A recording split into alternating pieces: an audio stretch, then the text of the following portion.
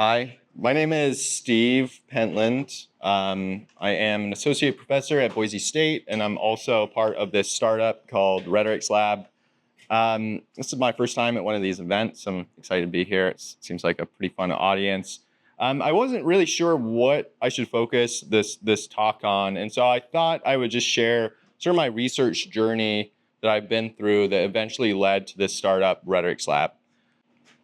So the basis of the startup is that we're focused on human-centered assessment for authentic learning, right? So I'm a professor, half my job is teaching, and right now trying to assess learning is very challenging in the day and age of AI, right? And so I've been focused on trying to create more authentic types of assessments in the day and age of AI, right? Like, how can we hold people accountable? How can we hold students accountable for the information that they should know as they enter the workforce? But getting here has taken some time. And so I think personally that my research background is pretty interesting, and you'll ultimately be the judges of that. But I focus largely on automated interviewing platforms for my research career, which has been about a decade now. And that started with deception detection, and then I moved to personnel selection, and then I moved to educational assessment. And so with this talk, I'm going to kind of walk through what I did in these areas and how that ultimately led to the startup. My PhD is in management information systems, and for those who don't know, I always describe MIS as the connector between technologists and organizations, right? We're sort of in the middle, and we need to be able to speak both languages. And so really, MIS, Management Information Systems, is about solving organizational problems using technology. When I was getting my PhD, I went to the University of Arizona, and I began working in a lab directed by these two people. And I bring this up because it's important to sort of recognize, I think, the roots of where my research started to understand what I'm trying to do now with Rhetorix Lab.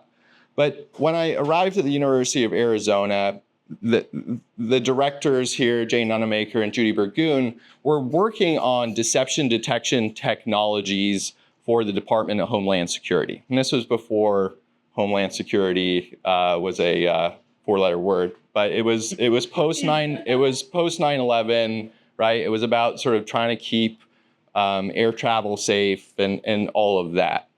And I think the interesting thing here about both of them is that Jay was very much an engineer. He was the technologist. Judy, on the other hand, was the social scientist. She's the leading expert in the world on nonverbal communication. And to solve this challenge with deception detection, it couldn't just come from one specialty. It needed interdisciplinary collaboration to solve this complex problem. And so they teamed up, and I began working for them at the University of Arizona. And really, my education was between both of their specialties, right? I was getting this education in technology, and at the same time, getting this education in social sciences. How do you develop experiments? How do you develop hypotheses and involve sort of the human elements into your research? And so it was a fascinating time for me. So as I sort of describe my research and sort of what we were doing in their lab at the University of Arizona, I always use this diagram here.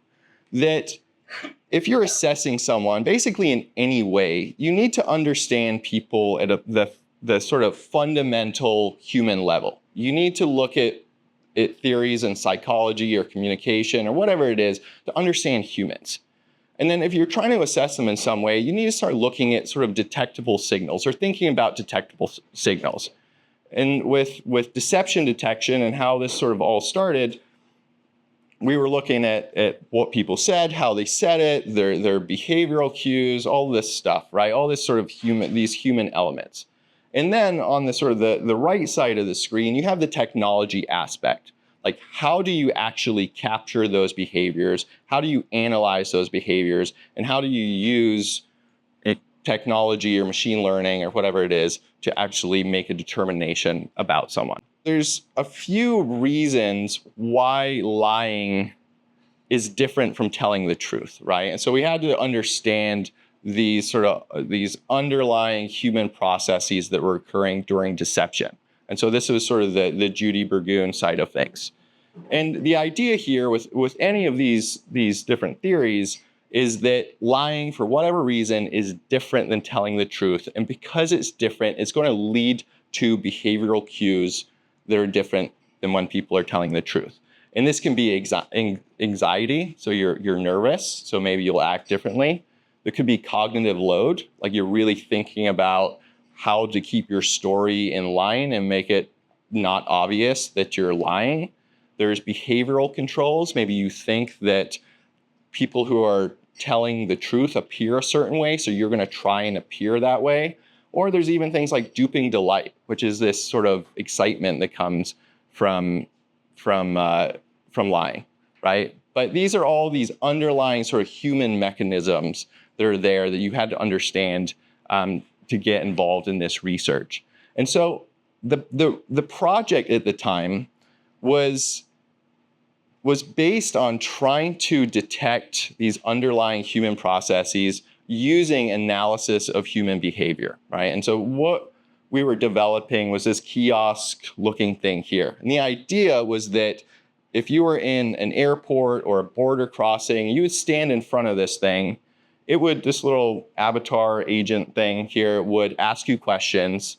And as you responded to those questions, it would analyze your eye behavior. It would look at your face behavior, your voice behavior, what you were saying. And it would use all those cues to determine if you seem credible or not, right? And then it would flag you and go, if it believed you were lying, would flag you and put you to a secondary screening. So that was sort of the basis of this research and what we were working on. Now, the best part of all of this was developing experiments to get people to lie. That was the funnest thing with this, right? And so we had these elaborate experiments that we'd run where you would have people go and steal things, and then you would interview them afterwards and look at their behaviors. And one of the experiments we worked on is that we'd have people build this thing. We'd have them, we'd give them a bunch of parts, and we'd say, okay, assemble this pipe bomb looking thing. And it was really about making people feel something during these experiments, because they were experiments, right? They were lab-based, but you had to recreate these feelings of anxiety or like behavioral control or cognitive load, right? You had to try and recreate that in the lab. And so we'd have people put these things together, and there was something about turning on this switch and seeing the clock start counting down. And we'd tell people to put it in a bag and try and make it through our checkpoint without being detected. And so we ran a ton of experiments with this sort of setup, and we went to the TSA research facility and ran it with them. So we got to travel around and do a bunch of cool research with this, until one day, as a graduate student, we left our bombs out, and they got found by the janitors found them, and then we got in trouble and we couldn't do bomb experiments anymore. But the whole idea here, right, is that in this experimental setting, you were trying to recreate these feelings of anxiety so you could study these underlying human processes. Now, it was fun. But I had a lot of issues with deception detection research. For one, very big brothery, really big brothery.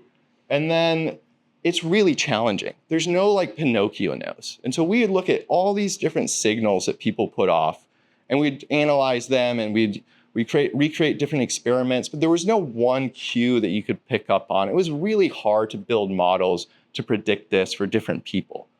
And then we were using all this really cool technology, all this hardware, but it failed a lot, right? And so a lot of what I would do is sit in the lab, we'd run people through it, and we spend weeks in the lab just trying to get people coming through our experiments to get a sample size.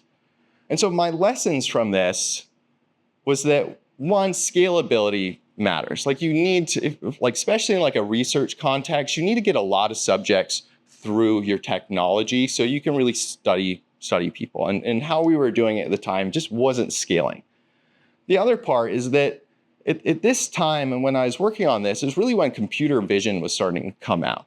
And we were applying computer vision just to basic video recordings that we're getting from that kiosk looking thing that I showed. And I started to understand like how rich video is. And I think we underestimate it because it's all around us, right? But whether you look at someone writing or whether you look at someone on video, like the richness of video is, you can't really question it, right? There's so much context there. And then the other part of all this is that structure matters. And structure matters for experimental standpoint, right? Like that's why you run things in a lab so you can compare apples to apples. But it also matters from an assessment perspective. And so at this point, I was like, no more deception detection. Like, not for me. I'm moving on. And so I ended up moving to personnel selection. And at the time, these things called AVIs, asynchronous video interviews, were becoming popular, like really just starting to take off. And the idea here is that before an actual face-to-face job interview, you would sit down in front of your computer and you would respond to questions in an asynchronous format that then would be uploaded to a hiring manager, and they would review those and determine if you should be called in for a face-to-face interview. Has anyone done one of these things? Couple, like, they're there and they're out in the world, but they were really a highly structured, scalable way to get video responses. And so this is where I started focusing my time. So I built my own AVI platform. I started using that for my research. And when we did it, and this was years ago, right? And so you would get a video, let's see if I can play this. I'm not gonna mess with that because it might break. But you get a video of a person, it looks like this. And like prior to, well, kind of in this era, managers would sit down and manually review all these videos. And I was like, well, I can extract cues. And so we would take a video like that, and then we would layer on top some computer vision stuff, and then we would do like voice analysis and linguistic analysis. We could extract all these cues, right? You have a video, you layer on different tools, you get a ton of data, like super rich, lots and lots of data. And we'd use that data to start making predictions about that person.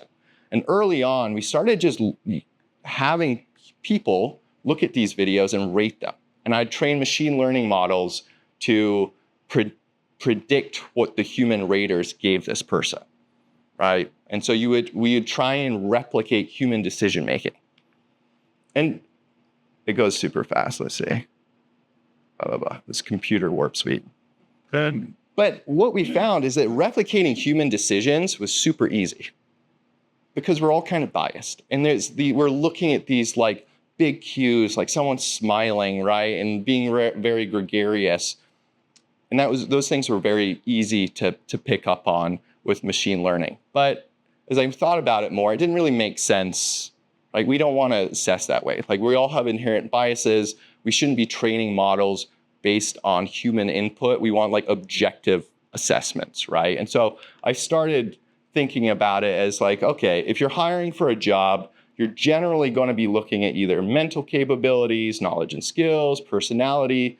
And so the idea here with this research was to try and start creating individual models for these different constructs. So mental capabilities, build a model for that. Like social skills, build a model for that. Right? And that way, if you're hiring for any one specific job, you can start weighting these individual models differently. Right? You're going to weight a job profile for an engineer differently than a salesperson. Okay? And so this way, you'd generalize what we're doing, and we would build our models based on actually assessing that person in some way, running them through tests, and then talking to them about, or having them respond to questions on video about the same things they were tested on, right? And so started to have like objective measures that you could compare that person to and train models on. And so this is where most of my research was for a while. And then it turns out that everyone lies during job interviews. So I did a study on deception detection, because I was like, okay, everyone's lying. So back to deception detection for a minute. And so this is sort of where my research was, and I was like, okay, I'm going to just pick off each one of these different areas. Good. But then, like, ChatGPT came out, and like the educator, instructor, teacher side of me was like, oh shit, like this is really changing how I'm going to have to teach in my assignments. So it was like, all right, just from a pure like, okay, how am I going to assess my students and sort of develop their skills in this era? Like, what can I do? And it was like, all right, let's try and take some of my research background of video and apply it to educational context, right? And so I started looking into it more, and so I started getting into like oral assessment literature. Like, oral assessments are awesome ways to assess students. You just ask someone questions, and you have them respond, and you can like probe their knowledge. And so it's a good way to assess in-depth knowledge and understanding. It promotes active study habits. So if you know you have an oral exam coming up, you're going to study differently than if you have a written test. You just study differently, because it's not about just regurgitating stuff you read in a book. It's about being able to explain it in front of somebody. And there's a different mindset that's associated with that. And then it obviously it fosters communication skills, and then it minimizes issues with academic integrity. And so I was like, all right. So I took one of my AVI platforms, I gave it to one of my classes one semester, and I looked at their videos, and I was like, there's something here. Like, this is just a different way of seeing what my students know. And students who are doing well on exams didn't necessarily do well on the oral exams, right? They just couldn't disconnect from this just regurgitation of stuff they read. It was harder for them to explain. So it was fascinating to see. So we ended up forming a company based on this general idea. It's called Rhetorix Lab. And the general idea of this is to build AI resilient assessment platforms that try and transform sort of traditionally what we do in academic settings to asynchronous video exams, assessments. And just like the other AVIs, it's a highly structured way of getting people to respond to questions, right? It's all web delivered. They do it on their own time. It's asynchronous. It's highly scalable, and we try and put structure around it so it limits the amount of time that people speak for. One, it ends up being better for the people, like the students, and then it's easier to manage grading. And so it looks like this. It's delivered in Canvas or Blackboard or whatever, right? But the general idea is that the question's hidden initially. They click reveal question, it shows the question, and then they have a short amount of time to think about their response, and then start recording their response. And then here's the grading dashboard. And it's fairly simple, but it's highly structured, right? And that one of my concerns with doing this was trying to make grading as objective as possible, right? Like videos can introduce bias to situations. If you know somebody, if they look like you, if you find them attractive, it all can work against sort of equality in the grading process. And so doing things with having highly structured rubrics, having a transcript so you can see exactly what they say. We calculate like 140 linguistic metrics based on what they say to sort of add objectivity to all this stuff. I won't go through that. But at the same time, while we're doing this, we're not trying to AI it. I've sort of taken a step back from this idea that we're going to analyze everyone's behaviors and grade them based on that. I'm just not I actually like my students. I want them to feel comfortable during their assessments. And I just didn't feel that was the right approach for developing this product. And so it's really about getting student and instructor buy-in in this, and keeping the instructor in the loop and making the students feel that their response is private between themselves and their instructors, just like their exams would be, right? And I think for like a product perspective, I think this trust will ultimately help drive adoption. That if people are, like right now, we're all overwhelmed with AI, right? It's absolutely everywhere. If people sort of know that there's this product is very much like human-centered, I'm sort of betting that it's going to be adopted more than if we were just to overload it with AI and do all this stuff, right? And so our stance for the company is that let's take a pause on the AI stuff. It'll come eventually, but for now, let's really focus on developing this product from a human standpoint and not from an AI standpoint. And so we've run this a ton of times. It's like in 20 classes or more at Boise State.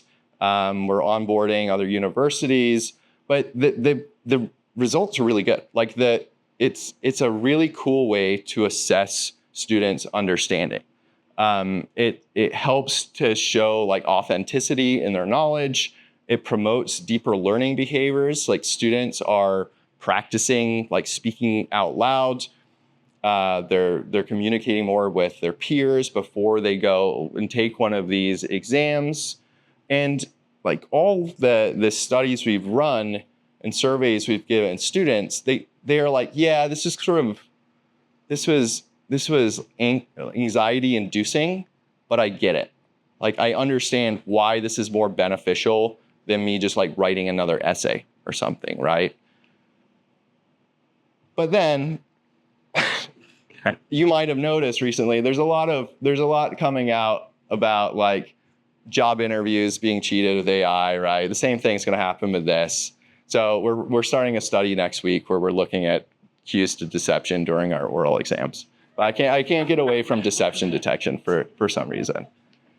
But we've built this baseline platform. The results are really, really good. Like the outcomes are really good. I'm really excited about it. But we're just barely scratching the surface of the potential here. And so one of the things we're working on is like personalizing questions based on students' other submissions. So if they submitted an essay or submitted computer code, we can ask them questions about that specifically. So even if they use AI to generate that stuff, which maybe they should have, right? As long as they fundamentally understand what they did and why they did it, like who cares, right? And so the idea of the platform is to make it more dynamic, make it so it holds students accountable for what they should know, and sort of to Scott's point, makes them accountable for that sort of end product and sort of develops those skills where they can look at something and say, no, that's not quite right. Let's try again, right? And sort of iterate and have better outcomes ultimately. That's sort of what we're doing. So I'm excited about it. I think it's cool, it's fun, and so anyway, that's what we're doing. Thank you.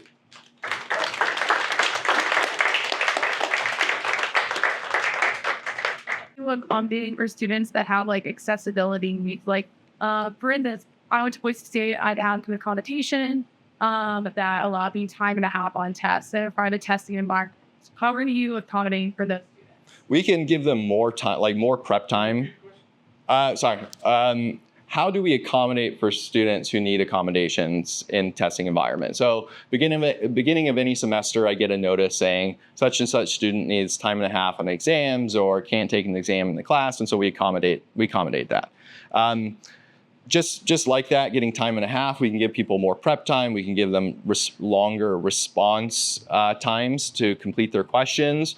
Or I'll just be like, would you like to do this? Or would you like to Zoom with me or sit down in my office and go through the same questions? Great. Yeah. So about 2 months ago, a vice provost at NYU published an op-ed in the New York Times saying that blue books were the only real solution to solving AI cheating crisis. I mean, clearly you disagree with that, but I'm kind of curious as to why.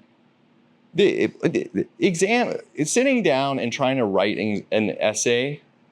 Oh, sorry. Universities are coming back with blue books, and for most of you under the age of 25 in here, those are those little books that you would like sit down in a classroom and like have to write essays like on the fly. Writing an essay by hand on the fly is a bullshit way of assessing somebody. That's absolute bullshit. And really, like tests, like sitting down and taking a test, a proctored test, is not a great way to genuinely assess knowledge and understanding in somebody, right? Like, I was never a good test taker. There's other people that are really good test takers. Like, it's just not, I just don't think it's like a fair representation of true knowledge and abilities. And, you know, and there's a lot can be done in like proctored settings, right? Like sitting down and just writing, like filling out bubbles on a test or whatever. That's one way to assess knowledge, but I'm not convinced that's like how students actually learn, right? And so I think what we're doing is more like unproctored, iterative assessments to sort of build those skills over time. Yes. Building off that, are there like problem types that you've seen that you would call a system that's really capable of about assessing like weaknesses in your approach? Or Basic question. so, are there weaknesses in oral assessment approaches? Yeah, and they're just like writing essays. I think they're not for everyone, but I'm not arguing that we should just eliminate essays or eliminate like in-class exams. It's just like another way to start assessing, right? And the more like the greater variety of assessment techniques that you can have, ultimately the better that you can assess somebody. She's had her hand up for a while. I want to know if the tool, you said that around 20 faculty had used this product in their Canvas website. Is this now available for faculty to use? And then also, does it have the ability to do like Guru, like in group submission? So if you have several students working in a group, trying to submit a group activity, instead of it being like an exam, but like a group activity where they're both answering together. So the question is, one, is this available for faculty at Boise State? Yes, just email me and I'll add it to your Canvas site. The other, can you do group assignments? There's a lot of presentation tools out there, and I don't really view this as a presentation tool. So if you're looking at like collaborative stuff, I think there's other solutions out there. Right now, this is this portion of my presentation. It's like I could have told someone to memorize my script and stand up here and say it. This tool is for this part, right? The follow-up sort of questioning, the questioning that's sort of off the cuff and really test somebody's knowledge of something. Jeez. You've had your hand up for a while. What sort of response are you getting from faculty bring to people to join this to write a grading paper? I haven't dug into the specifics of that yet, but that's what we're doing. We have a large pilot going right now, and so the end of this semester, I'll collect that data. But speaking from experience, grading a bunch of undergraduate essays is mind-numbing, and sitting there and watching them like speak about something is not. It's they're so like they end up being so unique that it's like the essays just sort of fall into like they just end up all being sort of the same. Especially now, they're all really very much the same because they're AI generated, right? And so from like a more like a faculty morale perspective, I personally believe, I'm biased obviously, but I think that this is like a better way to go. But it's also a bit faster, I think, because you're seeing the video plus like the transcript, and you get through it pretty quickly. Scott, Is there anything being done to kind of mitigate the unnatural experience So in a normal oral kind of, it's a conversation between two people, and probably more so for interviews, but part of it is taking the cue from the person you're speaking with and adapting to it. Yeah. So the question is, it's sort of the cues that occur during like a face-to-face conversation, right? Where you see head nods and you know that you're on the right track. And that's been a criticism since I've started doing this research early on in these asynchronous formats, that it's weird just giving this dialogue to a screen, right? Because you don't have those nods and those cues. And you can do the avatars that sit there and like do it, right? It's worse. It's worse, right? It's almost less authentic, I think, right? Like it's just you and the computer, and it's you. It's not just something like Bob, like. But that great research area, yeah. Okay. You have your hand highest, and then you. Today's AI is helping students learn more than not. Do I think AI is helping students learn more than not? Yes and no. Like there's a lot of cognitive offloading right now, but there's also a lot of bullshit assignments in college anyway, right? So you're kind of like, well, offload it.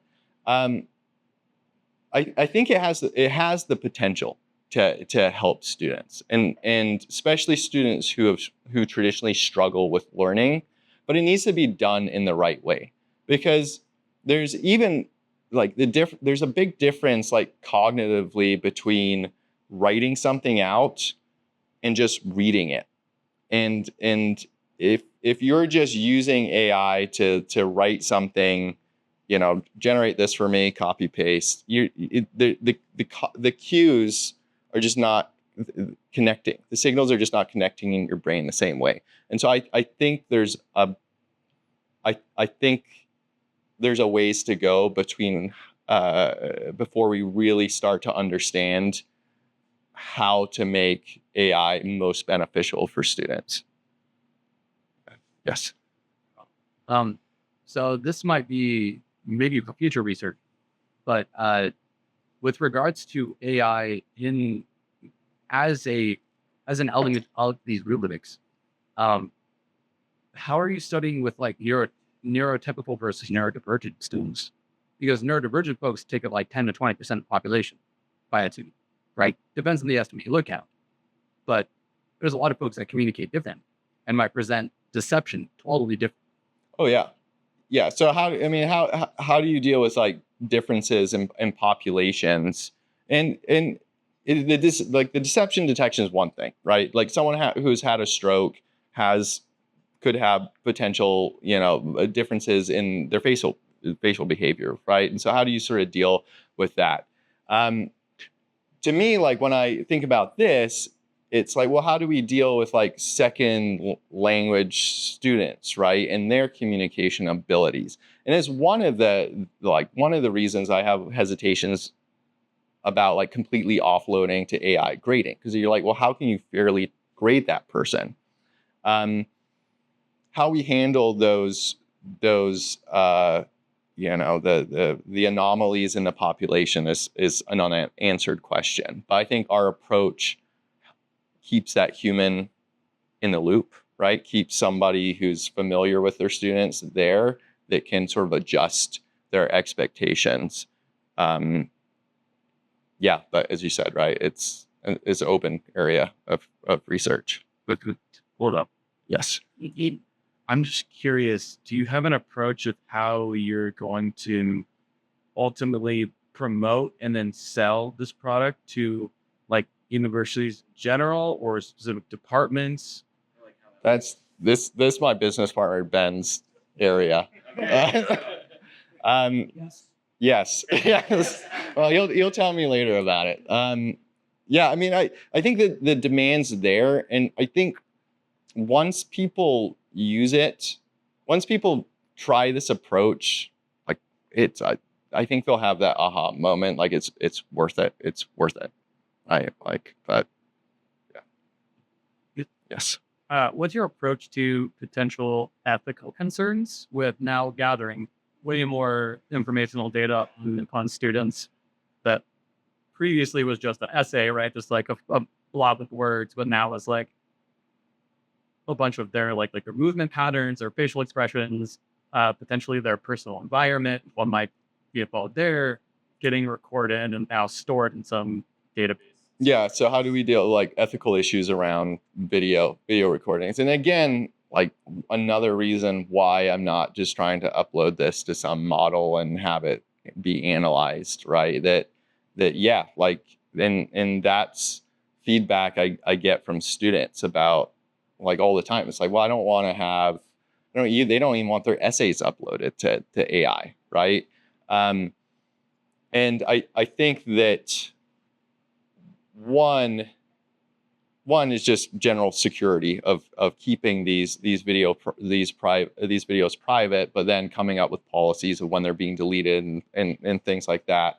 But there's also, I mean, if eventually we get into this space of analyzing these behaviors, like once we process a video, there's nothing identifiable about it, right? It's just it's just a giant array of numbers that show hand movements or head movements and things like that. And so I think that you can anonymize these videos, you can get the data, you can anonymize the data, and before you feed that data into any sort of model, it's not even that person really.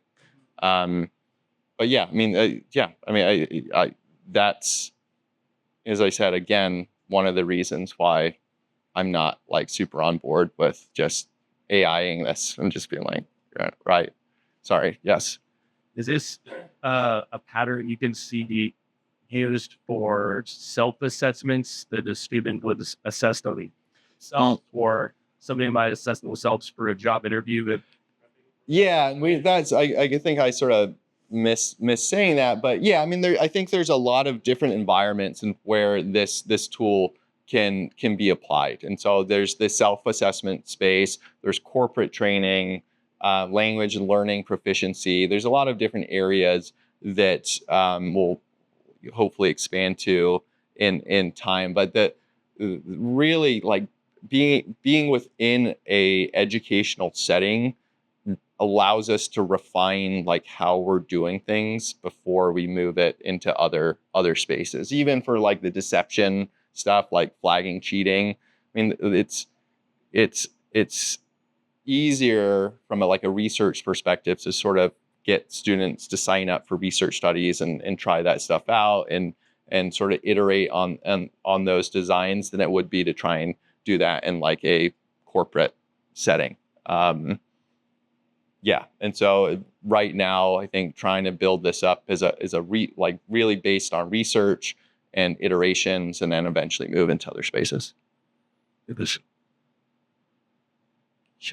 think you've had your hand up for a while. So one access to the way people learn is linear learners and holistic learners, but in college, the university level, a lot of students don't necessarily know where they are on that spectrum. Are you, from your research, are you giving insight into that on behalf of the students?